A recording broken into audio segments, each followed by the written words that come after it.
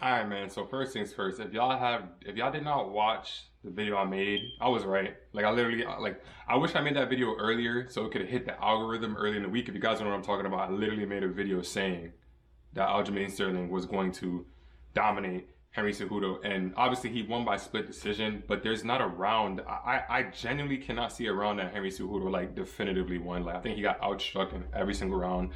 And the same things that I thought and said and knew was gonna happen in the video before is what exactly what happened. Like Aljo was just too big for Henry. He was able to land leg kicks pretty much the entire fight. He was able to get 4 takedowns. Henry didn't have much of any success. Like that karate stance he was doing, I don't know what the hell he was trying to do. I think his cringe character literally like it was good to like sell fights or whatever, like to get attention to his fights.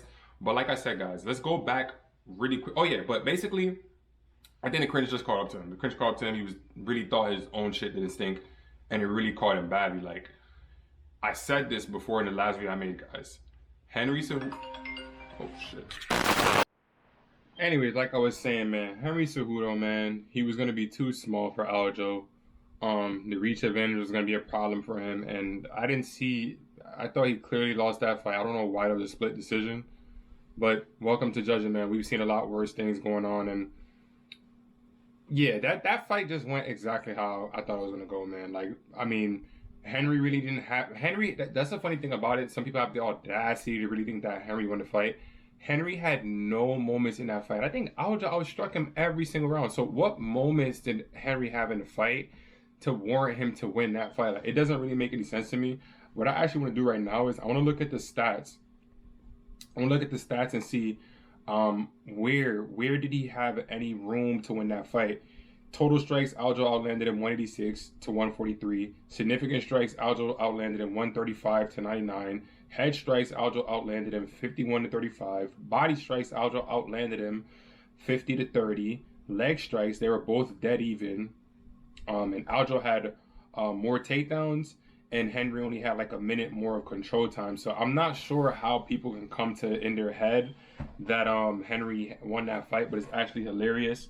And it's no disrespect to Henry, but guys, really quickly, if you look at who Henry beat, right? I said this in my last video.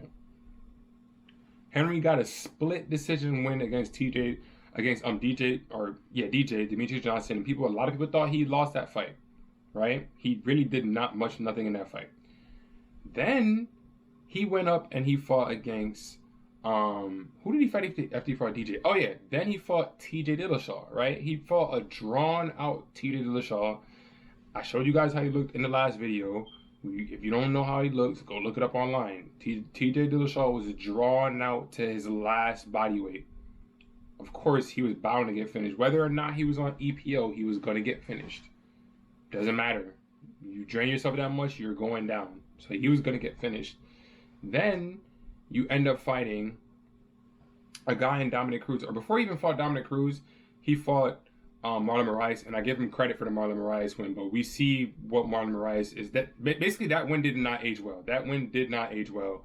We see what happened to Marlon Moraes. You can either say Henry broke him, or you can either say Marlon just was, he got figured out, and Henry gave the blueprint for that. Then he fought Dominic Cruz, a guy who was on a 4-year layoff. 4-year layoff after getting dominated by Cody Garbrandt back in 2016. He got dominated at, I think it was like UFC 207, something like that. He got dominated and he got a title shot versus Henry Cejudo. Then Henry goes up there, he does his job, he goes up there and finishes him. Great, he goes up there and finishes him, and all of a sudden he's this like world beater, and he thinks that he's gonna take 3 years off, just like how John Jones did, or just like how GSP did, when in all reality he couldn't even hold none of their jock straps. And this is no disrespect to Henry. He's a double simultaneous champ. You can't take that away from him at all, but we have to add context to these situations. John Jones was long reigning in the light heavyweight division for a long time before he took those 3 years off. He got a bunch of wins, never lost.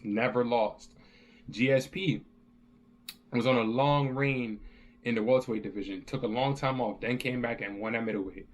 They're not in the same stratosphere, so he can try to hold that simultaneous champ thing over them, but he's not in the same stratosphere as John Jones and GSP.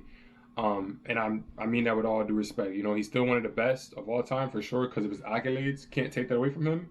But in terms of the context for this fight against Aljo, it just wasn't gonna work out for him, man. The context of it it wasn't gonna work out. And that's how I figured it in my mind. So yeah, guys, I want to make sure I do this every single week. I want to make sure that I have to do this. I have to drop these videos every week on my thoughts on the main event because usually I'm spot on, man. I'm usually spot on. So I want to make sure I drop these videos every single week. And I want to make sure I do these underdog of the week videos too again, man, because I took a little bit of a break from it. We had like a record of like a negative record. So I took a bit of a break. But my underdog was going to be Matt Favola. Shout out to Steamroller, man. But yeah, guys, that's gonna do it for this video, man. Like, once again, I told you so, man. Aljo was gonna get the job done, and he did just that. So let me know what you guys think in the comment section down below. And for anybody that tries to think that they're a judge, you're not a judge. Aljo won. Keep hating. A lot of you guys only hate Aljo because of the first fight that happened with Piotr. You know, so get over it. That was like how long ago? But anyways, like, comment, subscribe, and I'll see y'all boys in the next one. Peace.